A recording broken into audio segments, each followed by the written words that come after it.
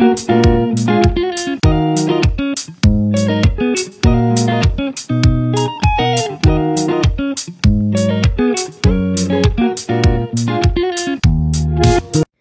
এমন একটা পিঠার রেসিপি লইয়া আপনারা মাঝে হাজির হয়ে গেলাম। পিঠার রেসিপিটা যদি আপনারা কন্টিনিউ দেখুন তাহলে আপনারাও খাইতে জানে চাইবার। এমন পিঠার রেসিপিটা আপনারা মিস করবেন না ইনশাল্লাহ।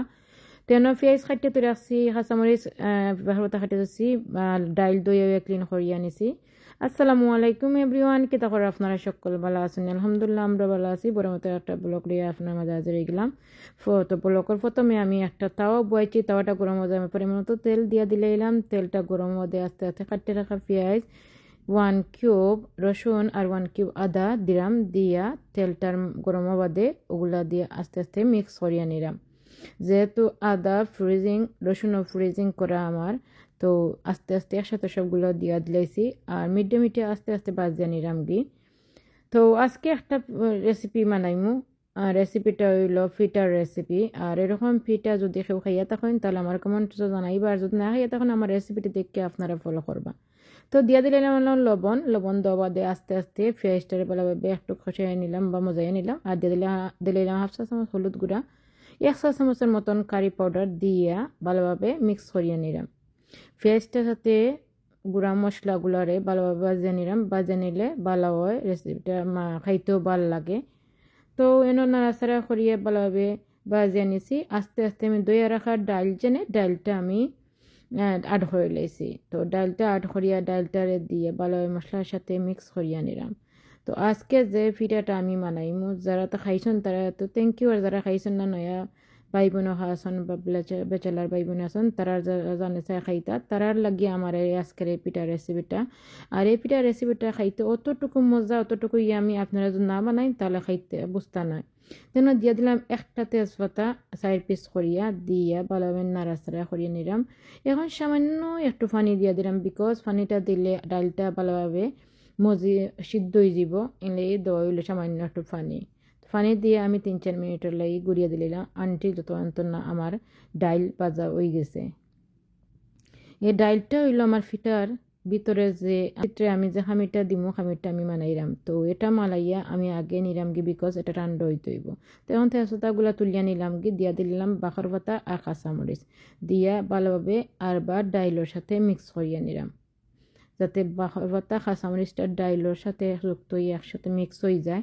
আর ফিটা যে সময় বানাইমু এ সময় ভিতরে গিয়া সুন্দরভাবে সেট হয়ে যায়।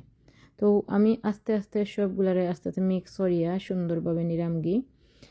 আর এইরকম ফিটা খাইতে খুবই মজা আর হেলদি একটা ফিটা। তো তেলের মাঝে বাজানো একটু হেলদি আর কি, বাট এটা হেলদি, আপনারা খাইতে পারবা, খুবই মজা। তো এখন বইলাম আর একটা লোয়ারি বয়ে লোয়ারের মাঝে আমি 1 কাপ পরিমাণ পানি দিছি, দিয়ে আরো আধা কাপ পানিতে পুরা 2.5 কাপ পানি দিছি। দিয়া আস্তে আস্তে এখন হাফ চা চামচ মতন আমি হলুদ গুঁড়া দিছি, পরিমাণ মতো লবণ দিমু। দিয়া পানিটারে ব্লক হওয়া পর্যন্ত আমি বাড়সাইমু। যখন পানিটা ব্লক আইব তখন আস্তে আস্তে আমি সামান্য একটু তেল আড করবো, সয়াবিন তেল, ওই দহকা সয়াবিন তেল আড করছি। তো গুড়িটা আমি আড করবো কিরকম ভাবে, তো আপনার সাথে থাকলে দেখতে পারবা। ওই দহকা আমার পানি ব্লক হয়ে আইছে, পানি কালারটাও চেঞ্জ হয়ে আইছে। তখন আমি 1 কাপ পরিমাণ গুড়ি আড করে নিলাম, শুকনো চাউলের গুঁড়ি।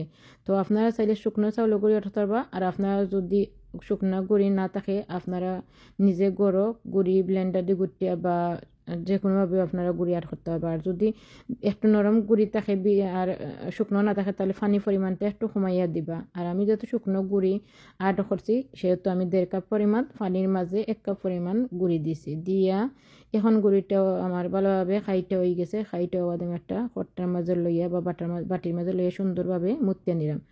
আপনারা খাইটা যত মুতবা অত পিঠাটা সুন্দর হইব। আর আজকের এই পিঠাটা হইল ইয়ালো পুলি পিঠা রেসিপি। আপনারা সবসময় দুধ পুলি পিঠা খাইন, নারিকেলও পুলি পিঠা খাইন, তো এরকম ইয়ালো পুলি পিঠা যদি আপনারা না খাইয়া থাকেন ইনশাল্লাহ আমার দেখে ট্রাই করবা, দেখবা কতটুকু মজা আর কতটুকু ইয়ামি এই রেসিপিটা। আর আসছে রমজানও আমরা এরকম করি, যদি পুলি পিঠা বানাইয়া খাই ইফতারির টাইমও বা মেহমান বা ঈদের সময় আমরা যদি এই পুলি পিঠাটা মালাই তাহলে আমরা লাগে খুবই ভালো হয়। আর মেহমান অতিথি আপ্যায়ন করতেও আপনার লাগে সুবিধা হইব, আর মেহমানে খাইয়াও আপনার মানে প্রশংসা করবা। তো আমি অন্য ভালোভাবে সুন্দর মূর্তি নিয়ে একটা রুটি বড় করে একটা রুটি বলে নিয়েছি, যেহেতু আমি একটা খাইর মানে খাইরে যে ডু বলছি, দুই ভাগ করিয়া নিয়ে একটা রুটি বলছি, একটা রুটি বলি একটা খাটার দিয়ে খাটিয়ে নিলাম সুন্দরভাবে নিয়ে। আপনারা দেখিয়ে নিলে আপনারা বুঝতে পারবা, সপ্তাহ তো খুইয়া বোঝানি যায় না। তো যেখান কইছি জেনে রমজান মাস বা ঈদও আপনারা এরকম একটা রেসিপি বানাইতে পারবা, যে কোনো সময় আপনারা মালাইতে পারবা, অতিথি আপ্যায়ন মালাইতে পারবা। আপনারা গই ফিটা খাইয়া সবই আপনারা দেখবা না কত প্রশংসা করুন। আর সুস্বাদু একটা ইয়ামি একটা রেসিপি, আর এইরকম রেসিপি আমরা সবসময় খাইতে ভালো পাই। আর ঠান্ডার দিন হলে তার কোনো কতও নাই। আর এখন যেহেতু রমজানও আইছে, সামনের দিন রমজানের সময় তো আমরা কত প্রিপারেশন নেই, তো এরকম একটা ফিটা প্রিপারেশনও আপনার সাথে নিবাগি। তো এখন আমি সুন্দর করিয়া রুটি বলিয়া রুটিরে সুন্দর করে খাটিয়া নিয়ে একটা করে বানাইলাম। দেখোকা আপনারা দেখলে বুঝতে পারবা, একটা ফক বা খাটা চামচের সাহায্যে আমি সুন্দরভাবে এগুলা করিয়া নিলাম। তো আপনারা যদি কন্টিনিউ দেখেন তাহলে বুঝতে পারবা, আর কইয়া তো আর বোঝানো যাইতো না। তাহলে দেখোকা এখন একটা সুন্দরভাবে ফোক দিয়ে সুন্দরভাবে নিলাম করিয়া বা কাটা চামচ দিয়া। এখন আর একটা দেখাইলাম আপনারা ফোক বললাহান করিয়া। দেখো কত সুন্দর, কত ইজি। আর এটার ডিজাইন আপনারা দেখরা, আপনারা সকলেও আসলে কত রকমের ডিজাইন জানেন, আমিও তো তা জানি না। আমি যা সিম্পলভাবে যেটা জানি আপনার লোক ওটা শেয়ার করা। আই হোপ আপনারও ভালো লাগবো। তো এক করি আমি সবগুলারে করিয়া নিব।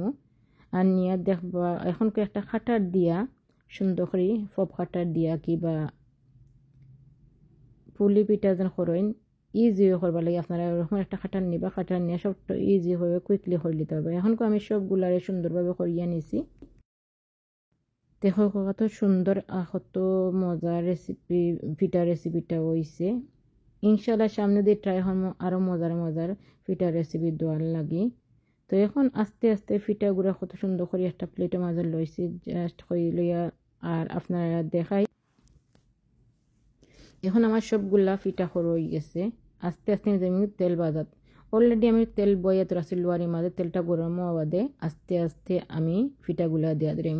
তেলটা আপনারা মিডিয়াম হিটে রাখবা, বেশি গরম করবা না। বেশি গরম করলে তেলের মাঝে দেওয়ার সাথে সাথে পিঠাগুলা ভিতর হইতো না, বারা বাজে জ্বলি যাইব। তাই মিডিয়াম হিটে আস্তে আস্তে করে সুন্দরভাবে বাজিয়ে নিবা। আর তেলটা বেশি গরম করবা না। আমি অলরেডি তেল গরম বইয়া তৈরি আসলাম লো হিটে আস্তে আস্তে। এখন আমি যে সময় বাজা স্টার্ট হয়েছি এ সময় মিডিয়াম হিটে দিয়ে আস্তে আস্তে বাজে নেব। দেখো পিঠাগুলো কত সুন্দর আর কত নাইসলি ফুলছে ইনশাল্লাহ। আর এই পিঠাগুলা করার কারণ হইলো ইয়ালো পুলি পিঠা আমি করছি, যেহেতু করিয়া রাখছি আমি ডিপ ফ্রিজারও রাখলাম কতটি রাখছি, বিকজ আমি রমজান মাসও আমার এটা খামাইব বা ঈদও আমার খামাইব ইনশাল্লাহ।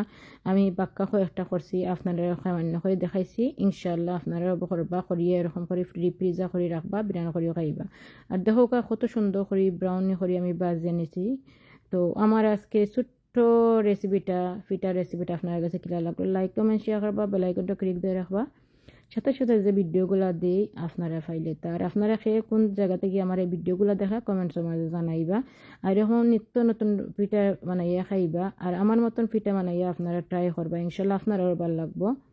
আর আমার এই ভিডিওগুলো আপনারা আপনার ফ্রেন্ডস এন্ড ফ্যামিলির কাছে শেয়ার করবা, যাতে আমি যে ভিডিওগুলো দিই তারা কাছে নোটিফিকেশনটা তাড়াতাড়ি পৌঁছে যায় আর তারা আমরা লগাইয়া আড হয়। তো আস্তে আস্তে সবগুলো আমি সুন্দরভাবে বাজিয়ে নিছি। দেখো কতটুকু আমি কতটুকু লোভনীয় একটা পিঠা রেসিপি হয়েছে। আপনারা যদি না খাইন আপনারা বুঝতে না। আই হোপ আমি আপনারা রেকমেন্ড করবো, আপনারা ট্রাই করবা। আপনারা ট্রাই করলে আপনারাও ভালো লাগবো।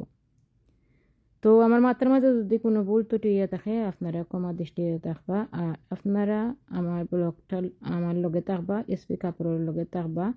আর এরকম নিত্য নতুন রেসিপি দেখার লাগে আমরা লগে থাকবা। তো আপনারা যে আছেন ভালো থাকা, সুস্থ থাকা, নিরাপদে থাকা। আল্লাহ হাফিজ, আসসালামু আলাইকুম রহমতুল্লাহ।